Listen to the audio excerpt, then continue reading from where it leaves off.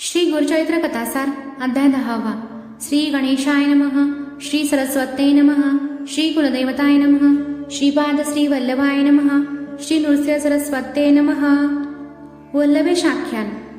सिद्ध नामधारकाला म्हणाले, अरे गुरूंचा महिमा वर्णापलीकडे आहे।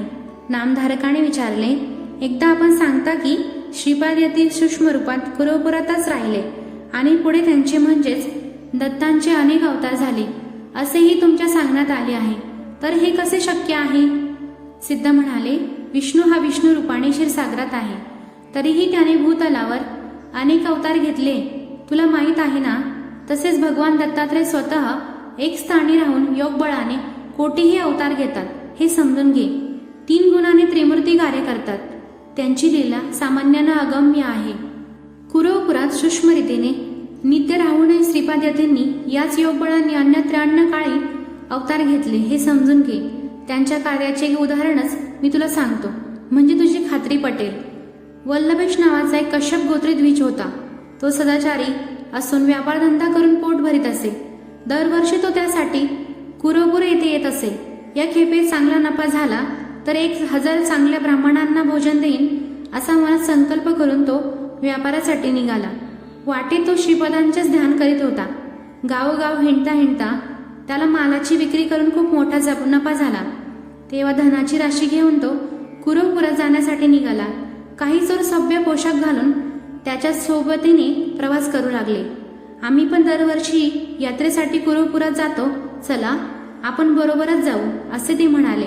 पण एकांत निर्जन रस्त्याने जात असता त्या चोरांनी त्या द्विजाला कपटाने ठार मारले, शिरच्छेद केला व सारे द्रव्य घेतले।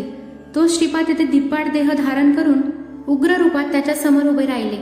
रुद्राक्षधारी, भस्मधारी, जटाधारी साधूला बघता तस्कर घाबरले।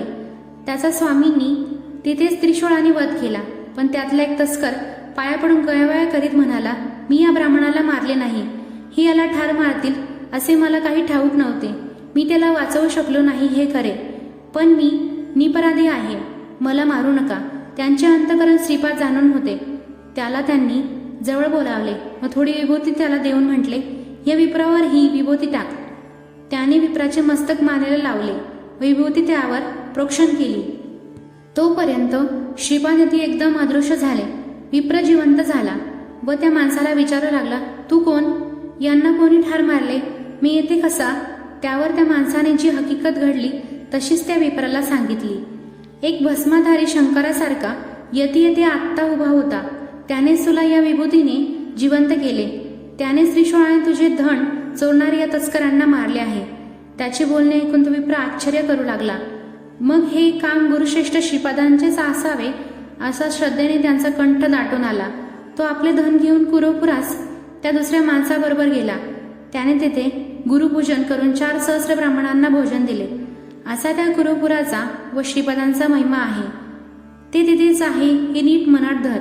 पुढे नृसिंह सरस्वती म्हणून जे अवतार घेऊन येतील व विलक्षण चरित्र दाखवतील ते श्रीपाद श्री वल्लभ होत, हेही नीट लक्षात घे असे नामधारकाला सिद्धांनी सांगितले।